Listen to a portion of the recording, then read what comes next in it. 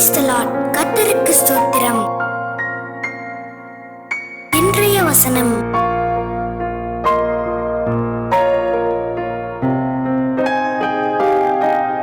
Mark 11:15 முதல் 17 வசனங்கள்.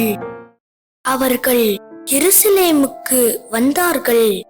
இயேசு தேவாலயத்தில் பிரவேசித்து ஆலயத்தில் விற்கிறவர்களையும் கொள்ளுகிறவர்களையும் துரத்திவிட்டு காசுக்காரருடைய பலகைகளையும் புறாவிற்கிறவர்களுடைய ஆசனங்களையும் கவிழ்த்து, ஒருவனும் தேவாலயத்தின் வழியாக யாதொரு பண்டத்தையும் கொண்டு போக விடாமல் என்னுடைய வீடு எல்லா ஜனங்களுக்கும் ஜெப வீடு என்னப்படும் என்று எழுதியிருக்கவில்லையா?